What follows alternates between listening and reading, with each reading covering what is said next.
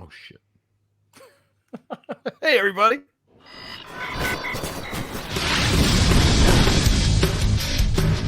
Welcome to the Bleeding Burgundy Podcast, a Washington football podcast by fans for fans. With your hosts, Jesse Martin. You want to play what? Okay.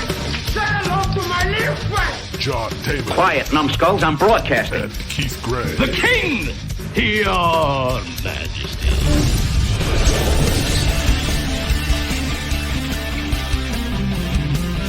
And now here's your host, John Taylor.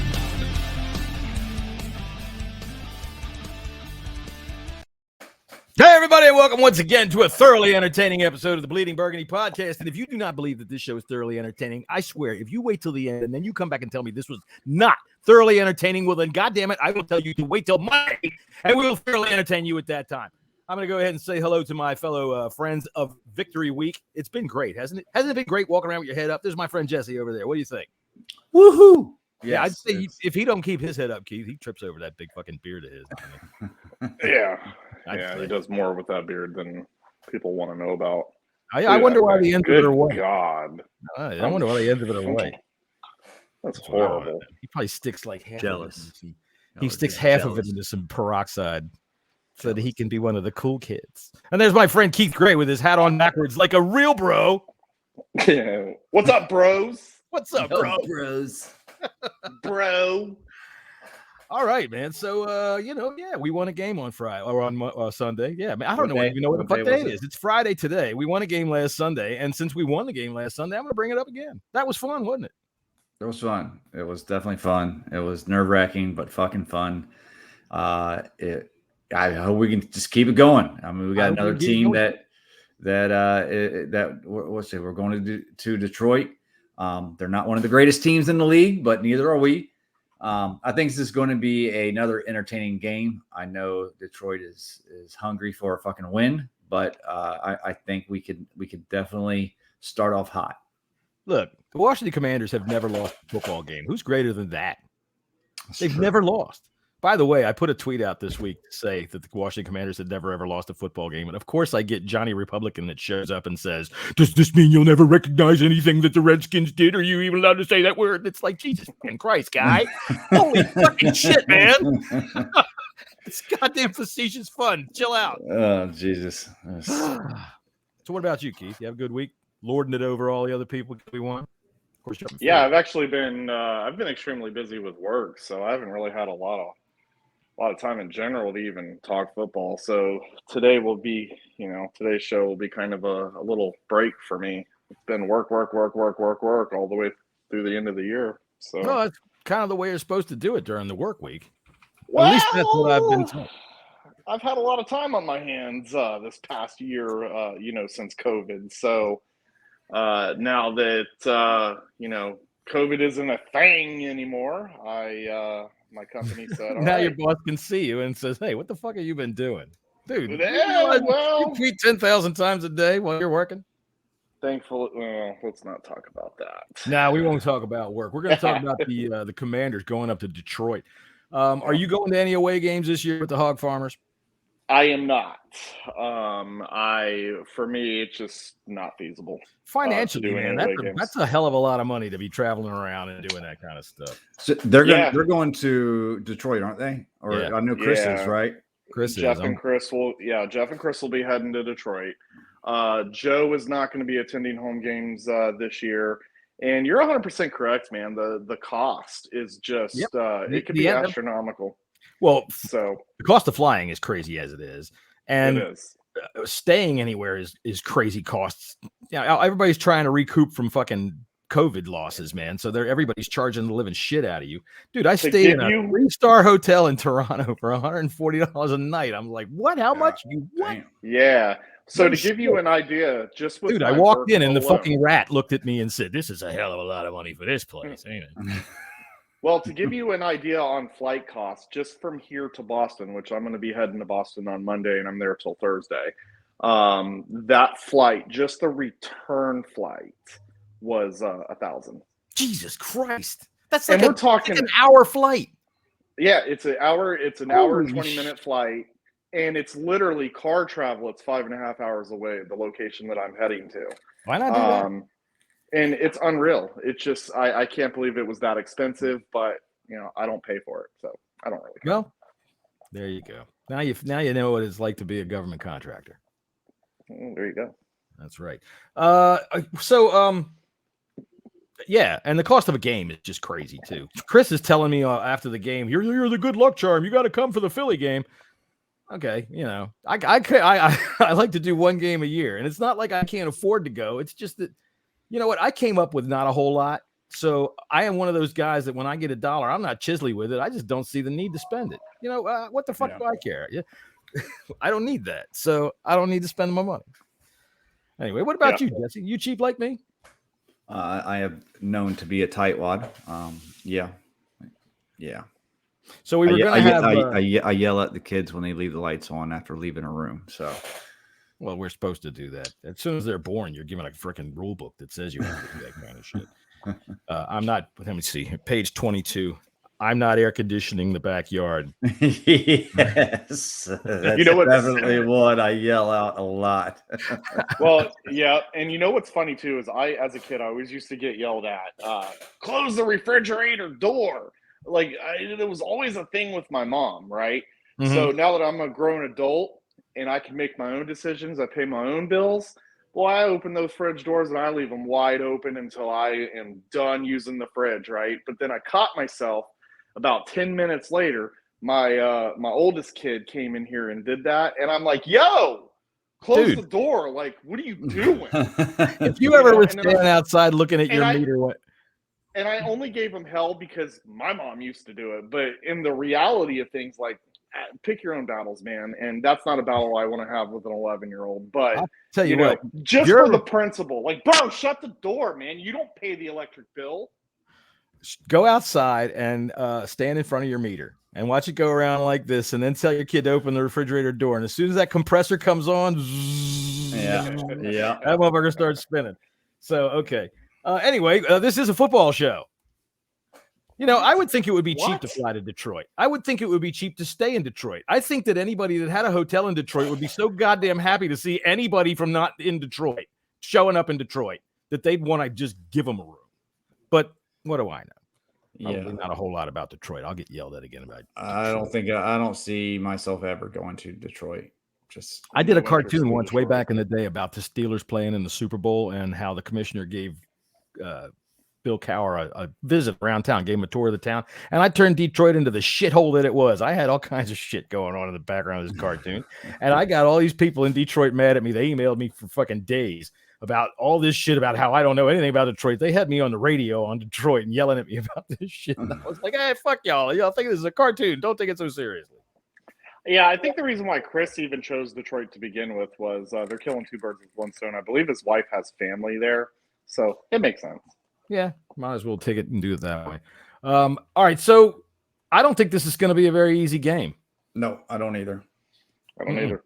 Did I pick us to lose this game in the first in our prediction show? I think I might have. I think you did. Yep. I think I might have. You did. I think I had them winning. One of a couple games that you picked us to lose, and it happened to be Detroit. I thought I picked us to win this because Campbell, he's got real moxie when it comes to his football phrasing. That dude can talk a good game. But his players are playing tough. They freaking hung a hell of a lot of points on Philadelphia, and I don't think it's going to be an easy game. And if I picked a loss, I'm sticking with it. Well, look, I went back and looked at that Philadelphia game, and they scored a lot of points, but if Philly was up 17 points in the fourth quarter, you could tell that they did take their foot off the gas. So I'm not going to be as scared as offense from first look. When you see that score, oh damn, the Lions were, only lost by 3 to Philly. They might be looking good this year, but going back tells a little bit different of a story. I think they have a pretty bad defense. Now they can score some points, but they do have some injuries on that offensive line. DeAndre Swift is hobbled. They're starting. He's going to have to be. The dude's pretty badass. He's been limited all week long. He's probably going to play now, but What did he have? Like 145 yards last week? He's probably hobbled because he was tired. The rock star center is not playing. So I see Ozzy Osbourne. He's not playing. Yeah, Ozzy's not playing. Ragnow. He got his finger in the ass. I see Deron Payne having a big day, but they still can score some points, and their running game does scare me. They still have Jamal Williams. They still have DeAndre Swift, even though he's not 100%. The guy can play. They have an awesome second-year receiver in Roma St. Brown. St. Brown. He scores touchdowns practically every time he touches the ball. He does. But there's a good chance that we're going to have Cam Curl back, so that could hopefully mitigate some of the back end deficiencies that we have. What is Keith doing? Welcome to Kaleidoscope Keith, everybody. It's just because every time I've been doing this on the phone as of recent, because I still haven't taken care of my situation here at the house, and it doesn't matter how many times I tell my wife the times is when I'm doing a podcast, she still seems to manage to want to call. So I had to text her and let her. I declined, like the gentleman that I am. I declined the call. She called you? She called me, and then I texted and said, "No, she's not even here yet." Okay. Well, maybe it's important. Maybe she's stuck on the side of the road. Don't be a dick. Well, good for her. AAA, baby. There you go. The man is married. I'm doing a podcast. Sorry. Priorities, baby. Priorities. That's exactly right. That's right. Pull up your skirt. Get a ride. All right. Anyway, if she can fix the toilet, she can worry about a ride home. I'm good. So, this is a Philly girl. I'm telling you what, right there. That's a Philly girl. Exactly. The toilet's backed up. She's got you covered. All right. Well, I'll tell you what. Then we'll dive right into it. Keith, since we don't know when your wife's going to call back, complaining about having the car hit from behind because she was stalled on the freeway. What do you think about this game? So I definitely, what's interesting is, week one, we were kind of overlooking Detroit, before our game started and then kind of during the middle. Shouldn't have to. We were looking at the Eagles. If you would shut up. Sorry, I'm having a conversation with you. Okay, you're right. You were. Tell you what, you talk. I can listen. I'll go get another delicious Stella Artois. Not that anyone cares what I'm saying anyways, but it's easy to overlook when you're going into an off season and you see your schedule and you're like, okay, first up Jacksonville, next up Detroit. You automatically have that stigma in your mind that these are both bad teams. Nobody respects Detroit in Jacksonville. You're absolutely right on that.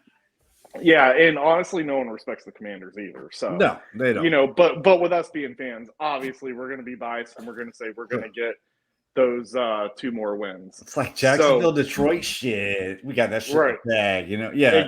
Exactly. You can't say that about Detroit anyway. They've beaten us like 5 straight times. No, you're right, but still, it doesn't matter though. They've just been so bad for so long. And to Keith's point, like this is the first game that they're actually favored. And they're only favored by 1. Yeah, I know, but in like 9 years or some shit like that. Right, and that's what I mean. So it was easy to overlook that. And I remember week 1 we were talking about week 3 against the Eagles and how we're going to get the fans back in the stands the way that week 1 was. I think we can all agree it was good. It was a pretty good turnout. We were very happy as a fan base. Plus, we way outnumbered the Jaguar fans, although they were there. And I forgot to tell you last week, I clubbed one in the back of the head when Dotson scored his touchdown. I was jumping around. This guy had been sitting in front of me the whole time. Nice guy. And I just kind of brought my hands down and poof, right off the top of his fucking head. I was like, oh, my God, I'm sorry, man. I'm serious. And he's like, it's all right. It happens. I was like, seriously, I'm sorry. Dude thought I was trying to club him one. I mean, I did. Yeah. I didn't mean to.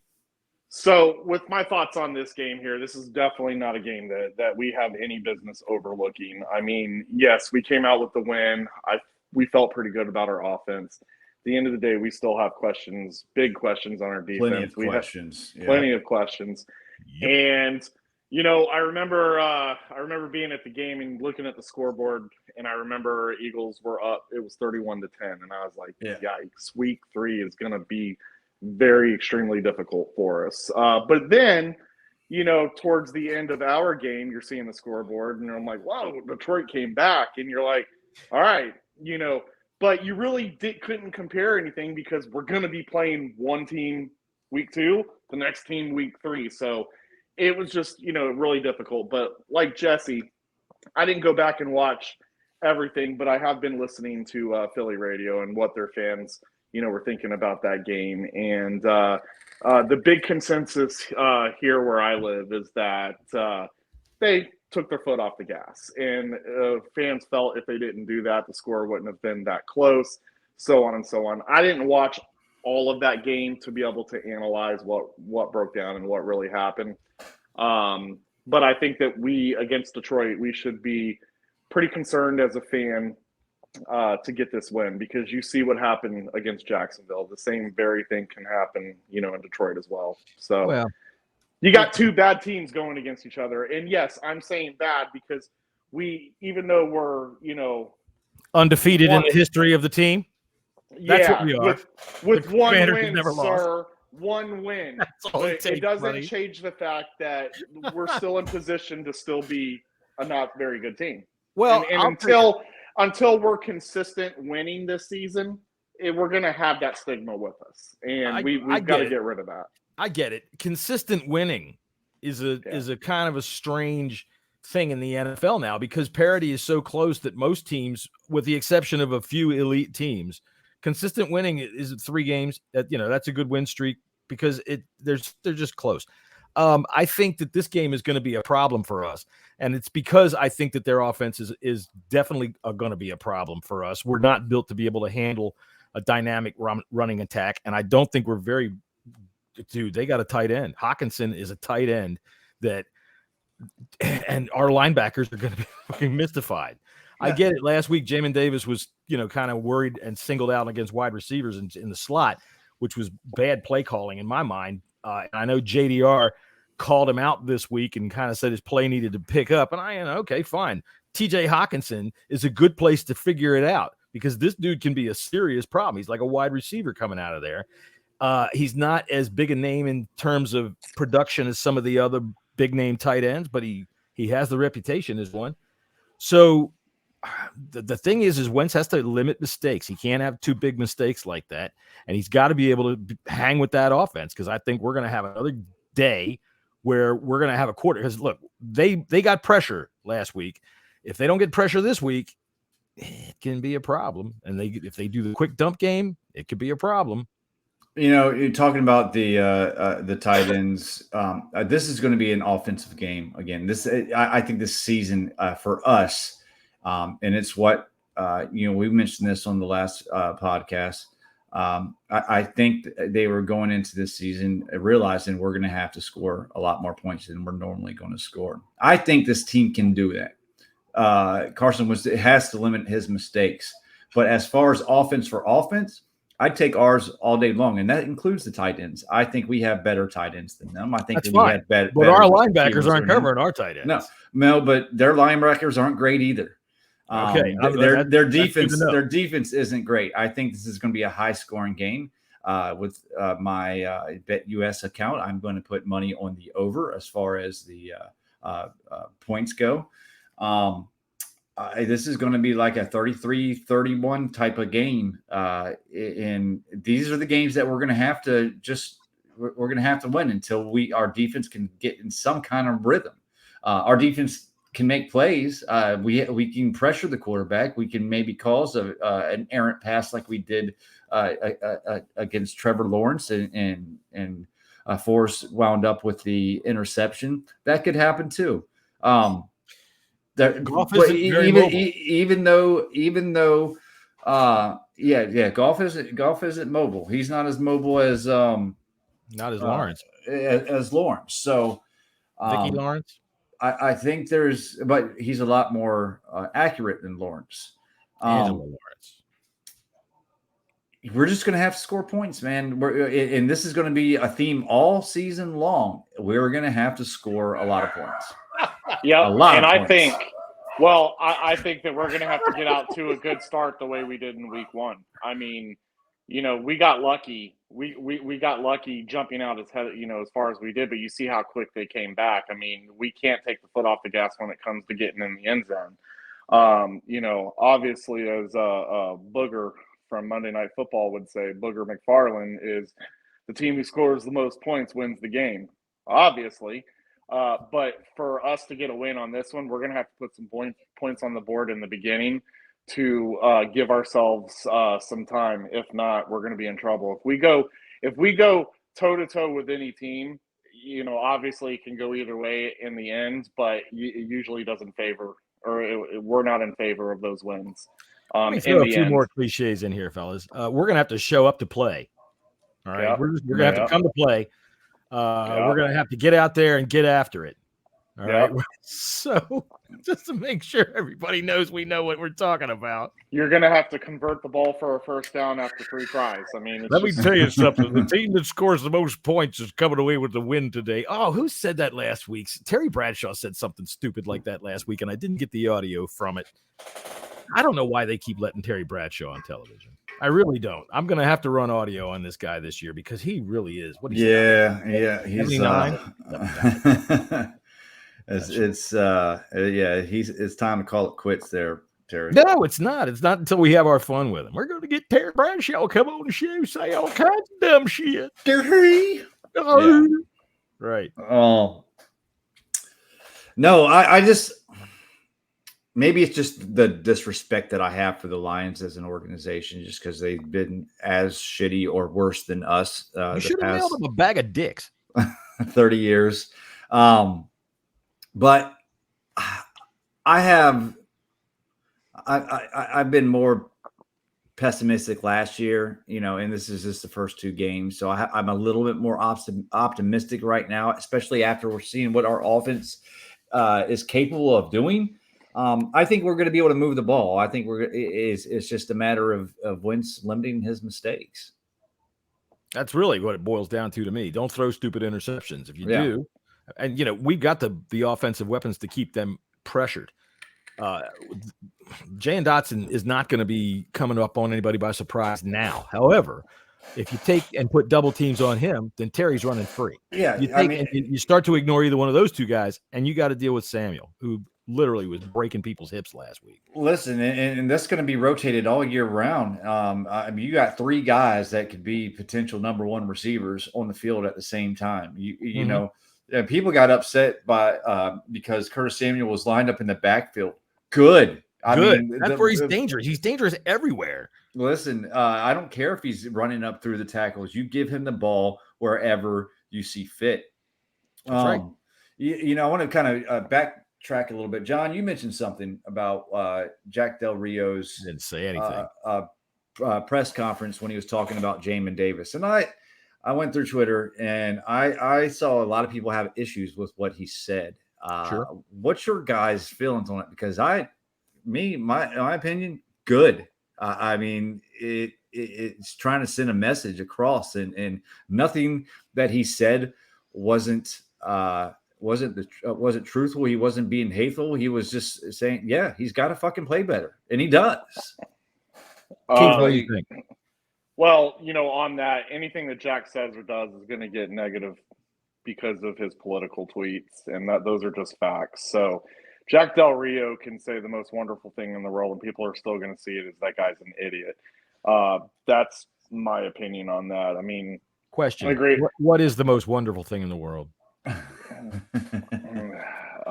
John, you have pretty eyes. I'd love to tell you, but you're in New Jersey, and it probably involves some sort of fizzy alcohol crayon.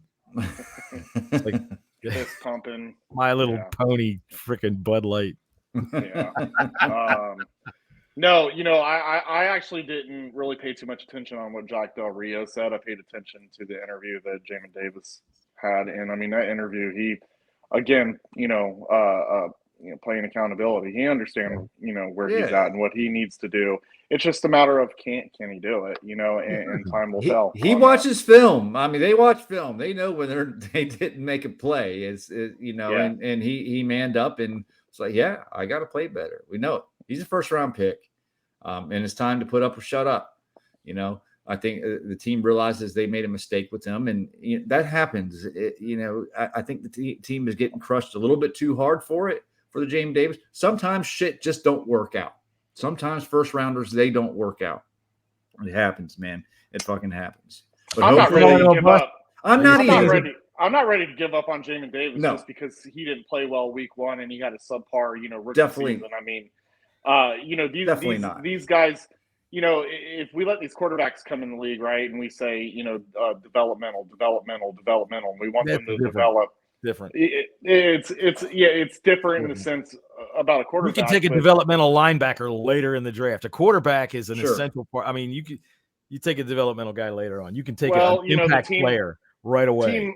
Team might have made a mistake and shouldn't have drafted him first round then, but it's a very good possibility. Yeah, but no, you're right. I'm not ready to give up on Jamin. Yeah, I still think he has a lot of athletic ability, and I think there's a good chance that he's just a late bloomer, and he's all we got. He's the best we got. I'm sorry. I'd rather have Jamin out there than fucking Cole Holcomb at this point in time. When you're JDR and you're telling me that he's got to play better, okay, well then how in the hell is he getting lined up on the slot receiver? How is he freaking trying to man up on the slot receiver running down the field?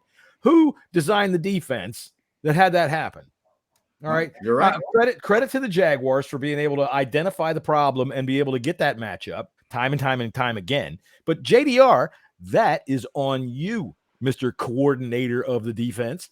So I think that, for one. And number two, look, I don't think he said anything that was really all that atrocious. I think he challenged the young man. He said he's got to play better, which, oh no, how horrible that you should say that in 2022 when everybody's feelings are like a little tiny piece of cauliflower and you can't peel any of it away because pretty soon you'll have nothing left.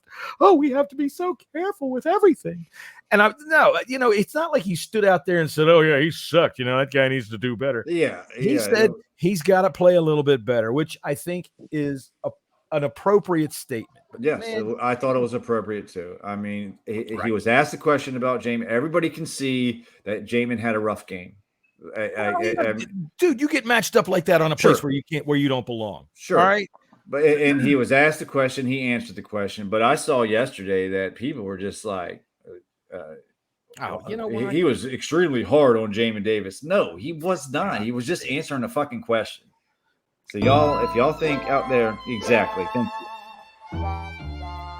Jamin Davis shouldn't have to play any better than he wants to. The man's got feelings, The goddamn Jack Del Rio and his stupid MAGA goddamn tweets.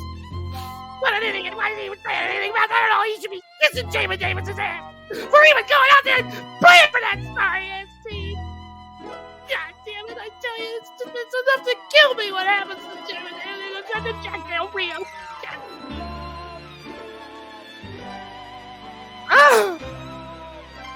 We gotta shut up and sit down for John. All right.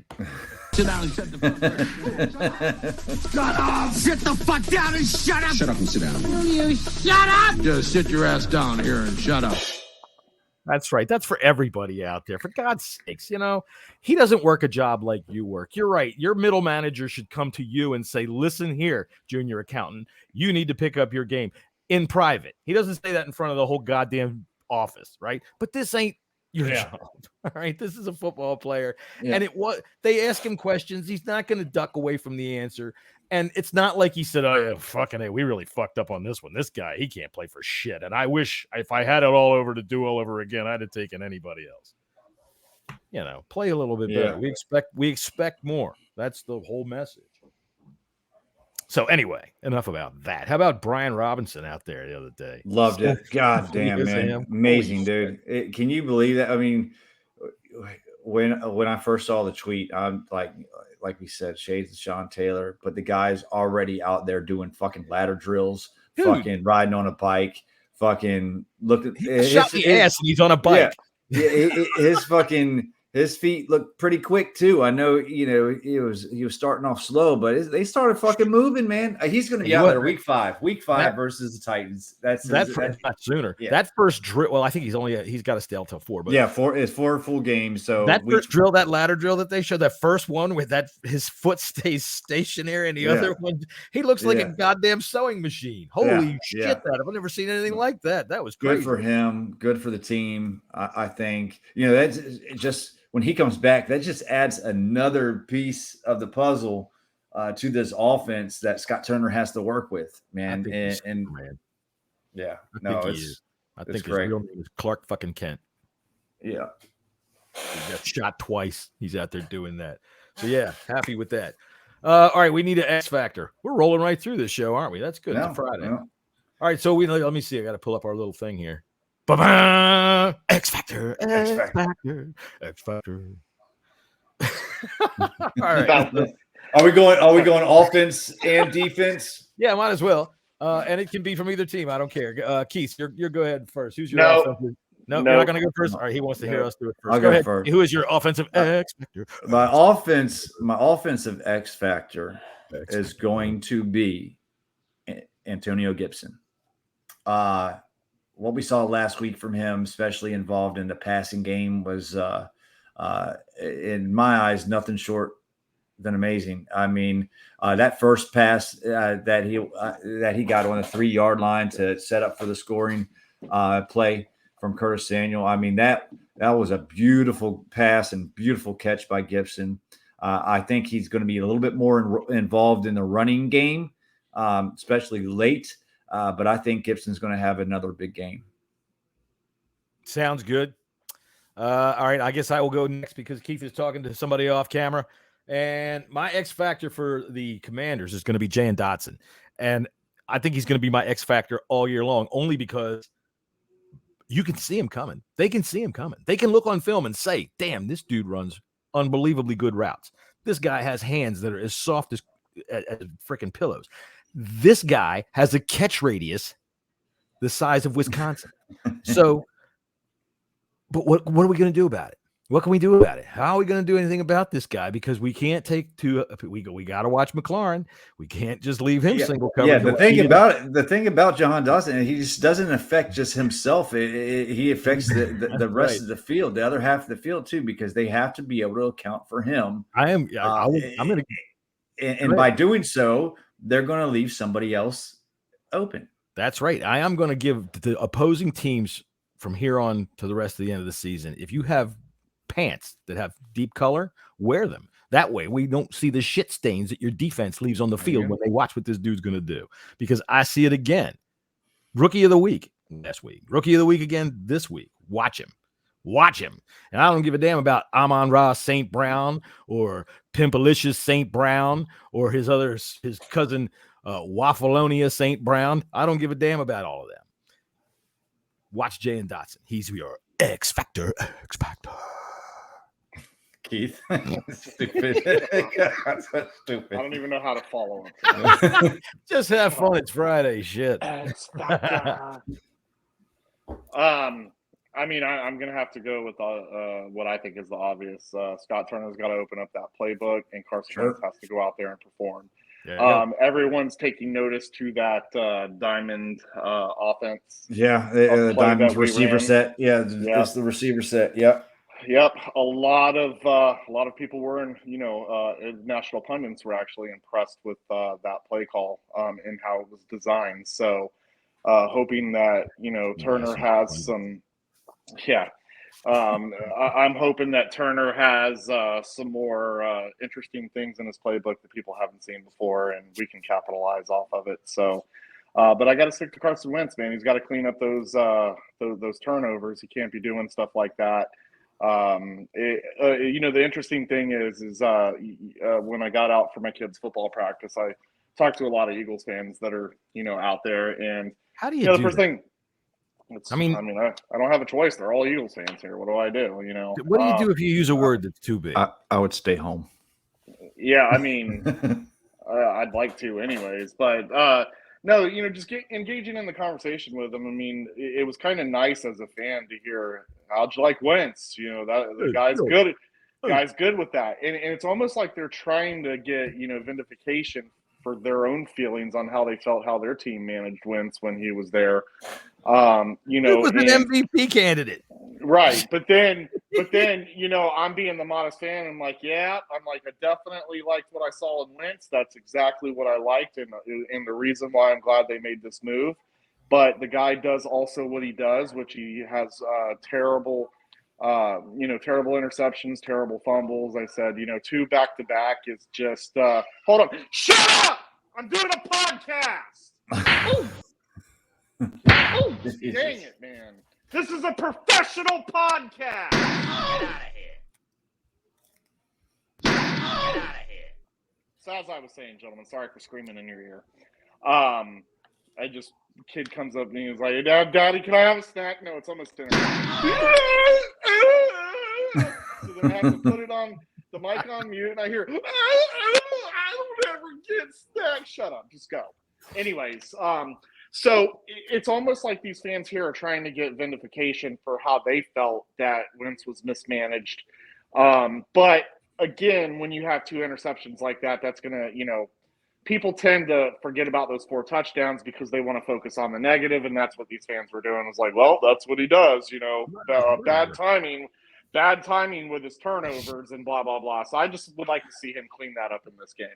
There's never good timing for a turnover. That's another one of those fan things that fans say to make themselves sound fucking smart. He has bad timing on his turnovers. Really? Can you tell me the last time you saw one that was properly fucking timed? Oh, here, let's go out there right now, boys, and fumble. Come on, let's get out there. It's the perfect time of the game to fucking fumble.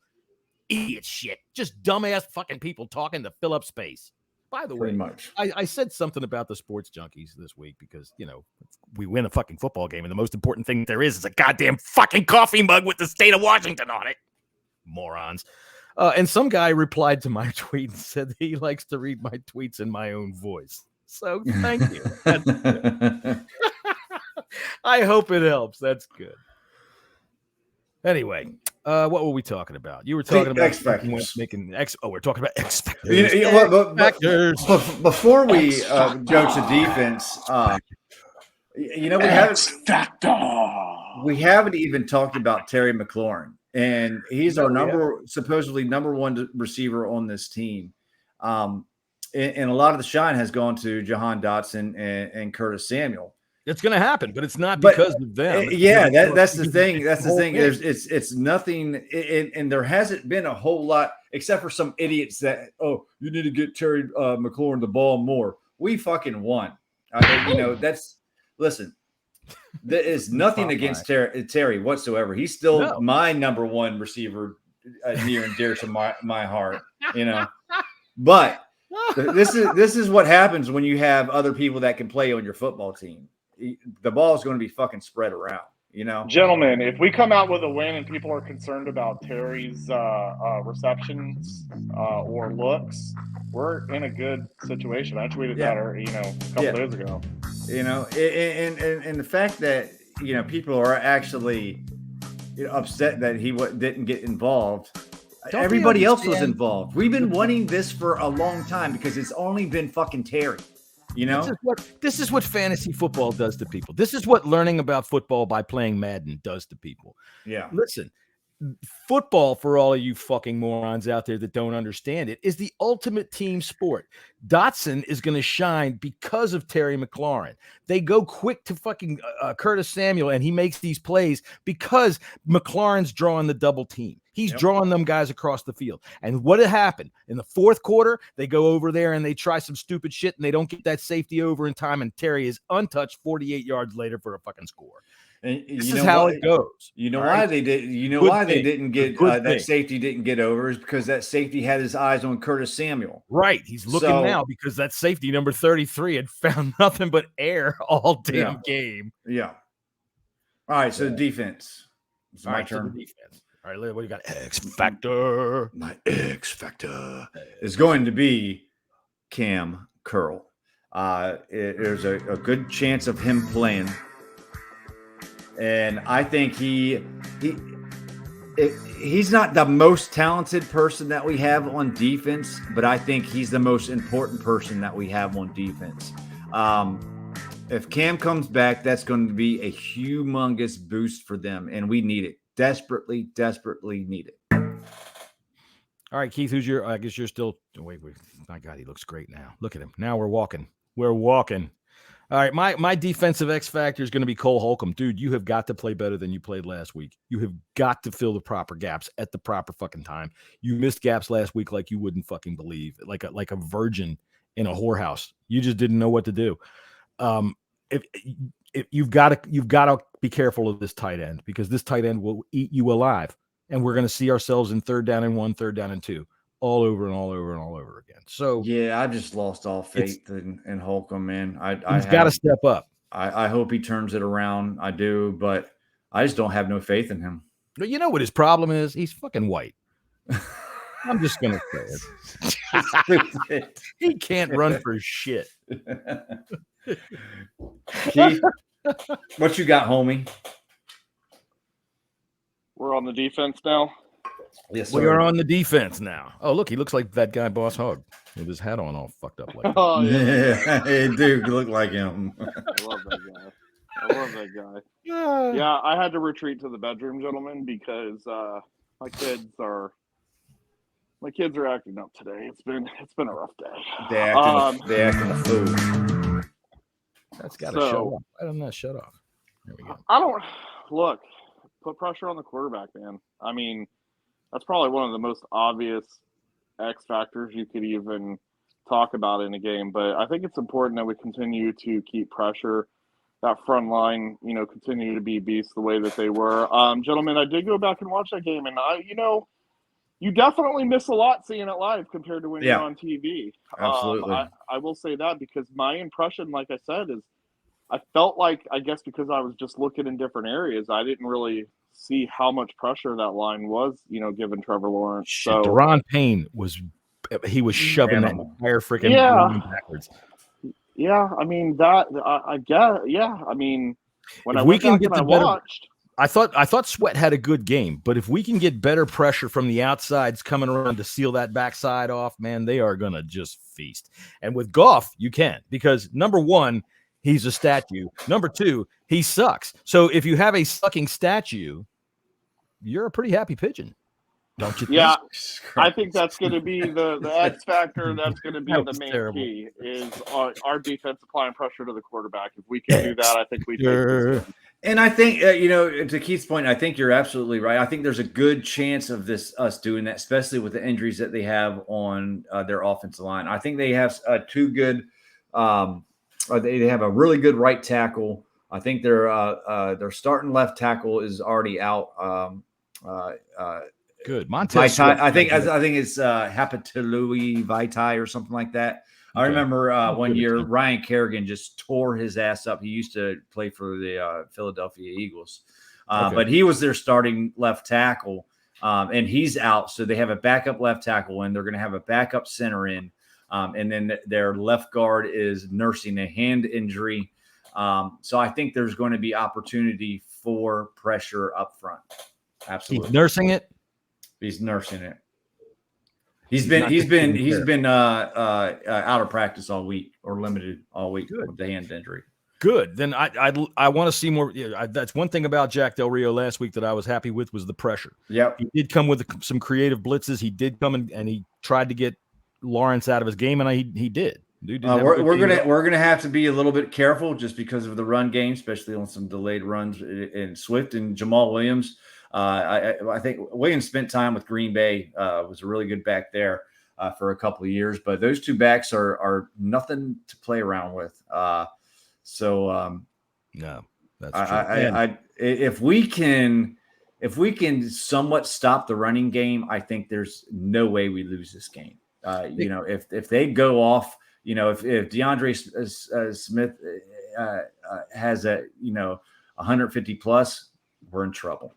Oh, well, shit. Any football team that gives up 150 yards rushing is I think he went for like 170 last week.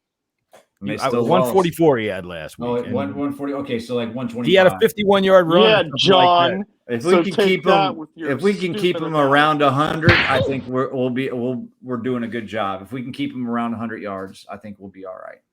I'd like to keep him around 50. That was the thing. He had something like a 51-yard run on the first drive. So he got out of the chute pretty quick against the Eagles. That's the thing. Defense, the linebackers they've got to play well. So in my opinion, Cole Holcomb, you are my defensive X factor. Yeah. All right. So what do we have left here? We got anything left to talk about for this football game? What do we got left? No, except who wins? Who's going to win? Who wins? All right. Oh yeah, I guess we got to do the most important part. I already picked. I think the Lions are going to win. You don't want to change you can change your mind. No, I'm not going to change my mind. No, don't let him change his mind. Why not? Because we did a prediction show. Now you're going to negate your predictions? Yeah, that's what happens as the season goes along, dude. He's gonna have us going like 5. Dude Delicious is out there right now on Twitter keeping track. John's gonna have us go 13-4 instead of 12-5. Yeah. Gentlemen, I believe the Commanders are going to get this win. I hope you're right. I hope I'm wrong. Yeah, some fucking reason. I think we can squeak this one by. I mean, I'm not totally convinced of it. But I think we match up pretty evenly, especially with the poor defenses. I think their running game is going to be a little bit stronger than our passing game. I mean, our running game, but our passing game is a little bit better or a lot better than theirs. The key is going to be to get to Jared Goff. He can be accurate, but if we get to him, I think there's a good chance that we can win this game. I'm going to call this a 33-30 win. All right. Well, I just wrote myself a note. We've had a lot of mentions of squeakiness over the last couple of weeks on this podcast. So I will go get a squeaky fart sound effect, and I'm going to use it. So for anybody out there who thinks that we are above such a thing, no. All right, Keith, who's winning the game? Commanders are taking this win. Oh, you did say so, didn't you? I did. What's your score? What's the score going to be? Yeah, I'm going to stick to the 28-24 range. Mm-hmm. What's your score, John? I think that the Lions are going to win 31-26. Mm-hmm. That's right. That's just the way I feel about it, fellas. I hope I'm wrong. All right, let's see. What else do we have? Anything left to talk about? We do have picks. Bet US. We do have Bet US. So let me pull up our handy dandy commercial here so I can read our commercial. Look at how unprepared I am. Yeah, this will take a second. Go ahead, Keith. Sing us a number. There we go. Speaking of singing a number, have you guys seen that video floating around with these middle-aged dudes with people in the background, and they got this Commander song, and it's like, left hand up, we are the Commanders. I've seen it, but I haven't played it yet. Listen, you should. And look, as much as I wanted to hate on it and make fun of it, I can't, because it's actually, your goofy ass likes it, don't you? I do. One, because these dudes are in their mid 40s, probably maybe early 50 type deal. So it's like that's my crowd, But the beat is slightly catchy. The words were well written, and the hook is catchy as well. I mean, naturally they're going to get hate because it's just fans. People can fuck right off, because this is what I've been saying. When you have a rebrand like we've had like this, don't force us a new set of lyrics on the old song. Let this stuff develop organically. And this is good. I haven't listened to it yet, but I guarantee I'm going to like it better than the rehash, because this is how this stuff happens. It comes organically. Listen, if you took this beat and took those lyrics and someone well-known was doing it, people would love it, because like I said, the hook is catchy. The hook is like, left hand up, we are the Commanders. And that would be fun to do in the stadium. Right. And so listen, as much as I wanted to laugh and be like, yo, what is this garbage?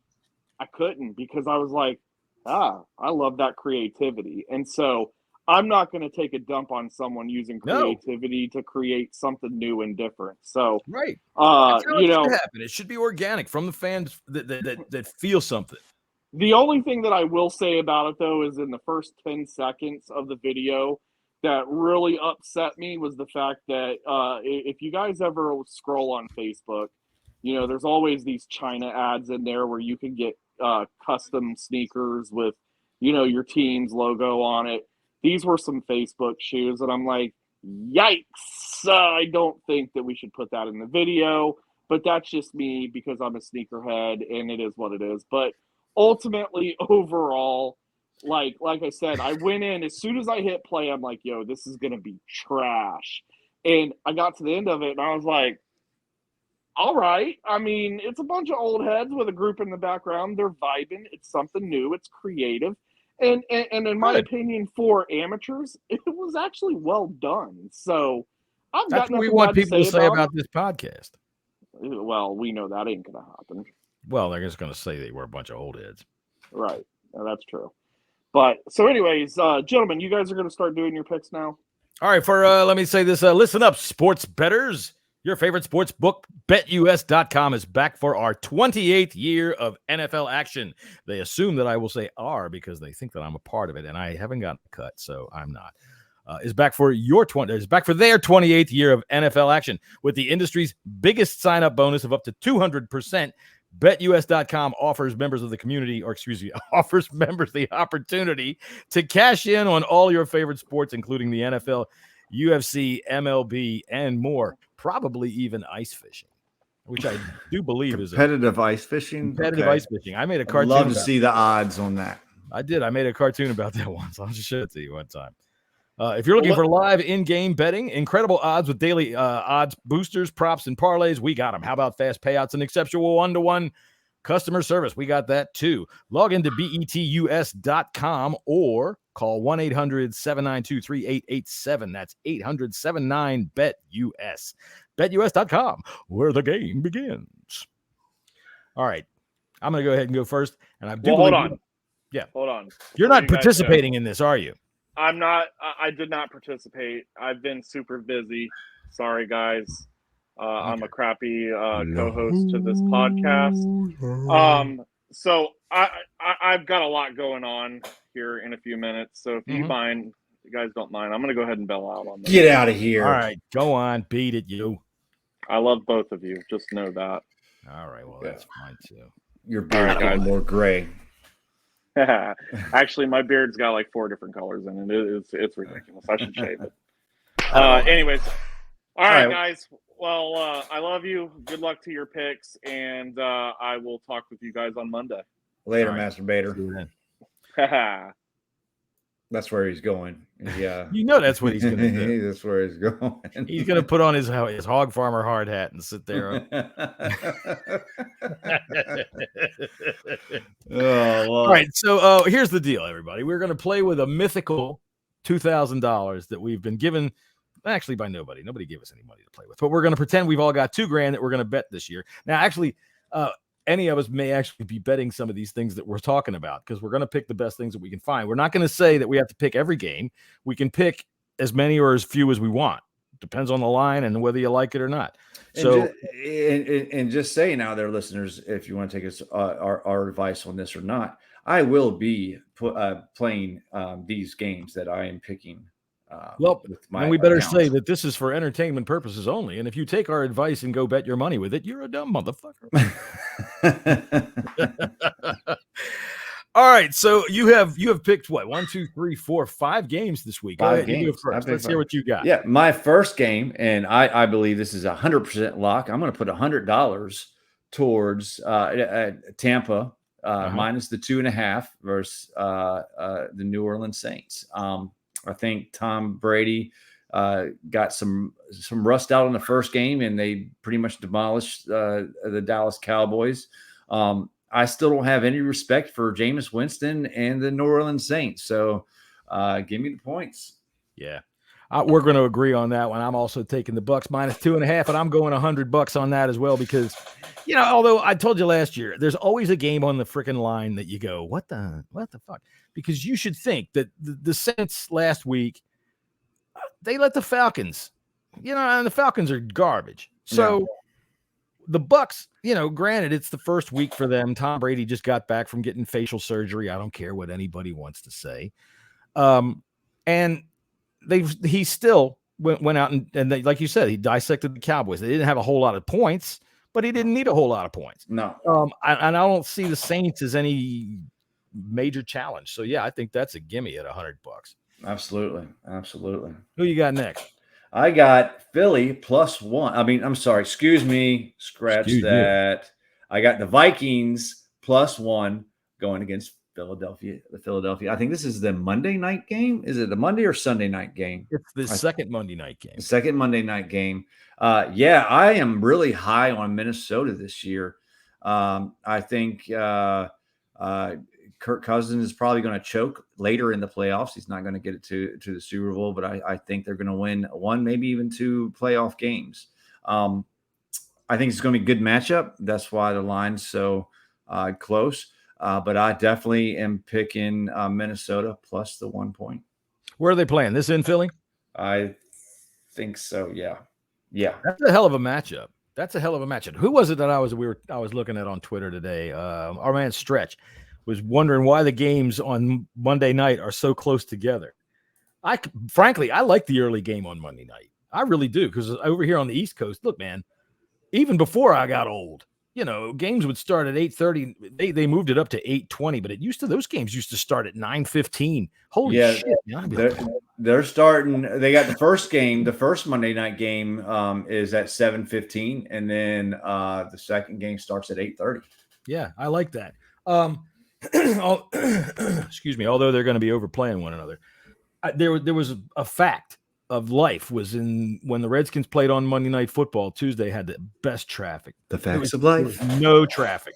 Just scoot right on into work. Yeah. All right. So who you got next? I got on that Vikings plus. Oh, I'm putting $50 on that Vikings game. All right. So you've bet 150 so far of your mythical $2,000. Yeah. This is a weird line to me. Obviously, the odds makers know something. But I got Seattle +10 at San Francisco. I do not have faith in the San Francisco 49ers, and it does not have anything to do with the game they played in that monsoon last week against the Chicago Bears. I even said it last year on last year's podcast. I was not high on the San Francisco 49ers, and I was right. They didn't have that great of a season.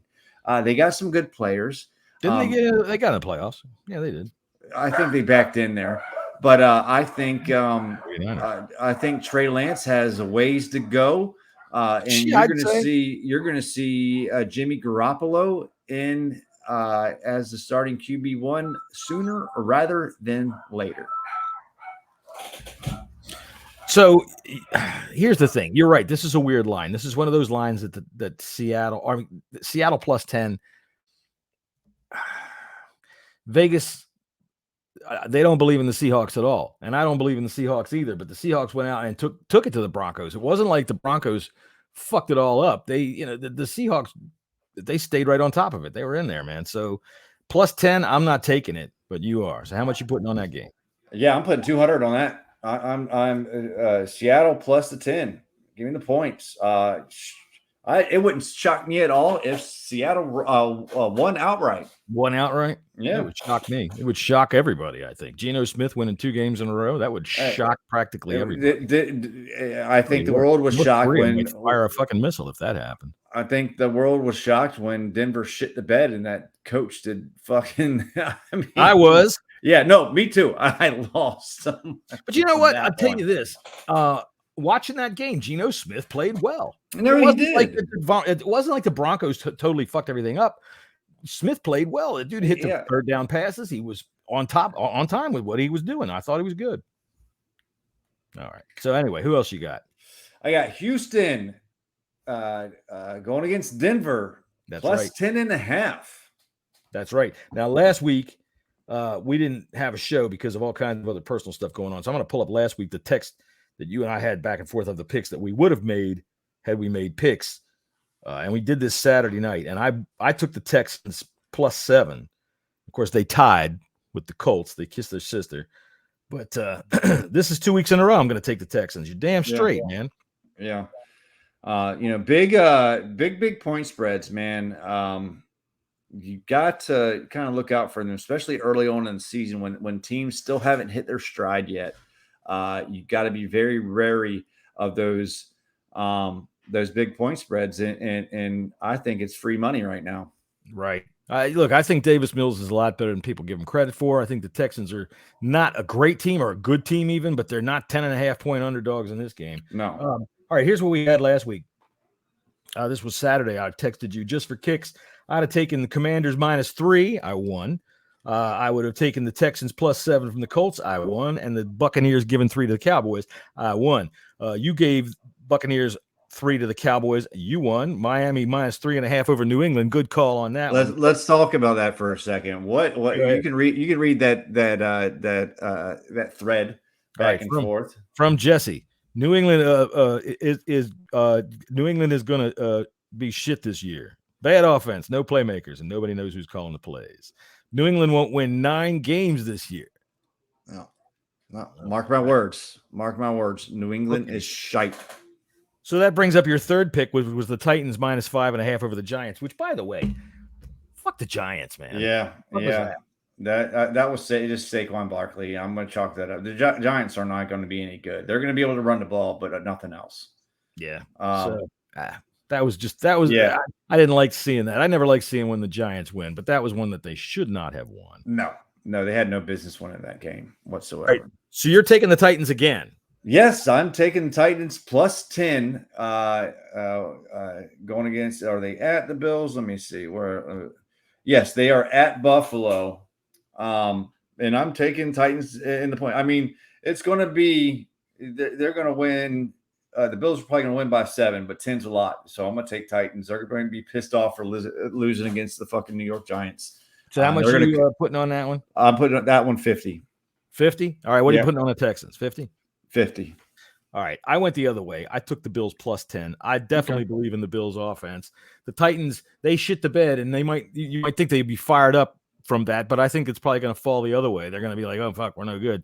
And going up against the Bills the very next week, who just mopped the floor with the Super Bowl champions. Man. I mean, just mopped the floor with the champions. I'm taking that. My lower bet, I mean, you see, I'm not too confident in that game right there. I only bet $50 on that game, mythical dollars. But the Bills, man, they're going to Super Bowl. They're going to win the Super Bowl this year. I put 200 on that game. Bills -10. I've got 200 on the Texans +10.5, and $100 on the Bucks -2.5. So I've got $500 down this week. I got 450 down. 450. All right, so there we go. There's our picks for the week. If you do use these to gamble on your own, that's your problem. Yeah. That's our freaking disclaimer right there. You got a problem. All right. Anything left? That's it, man. That's all right. I will close the show this week by reminding everybody that the Washington Commanders have never lost a football game. Never lost. Ever. Here's hoping I can say that again. But John thinks they're going to lose this week. I hope I'm wrong. All right, then. Commander out. So pessimistic. See you later.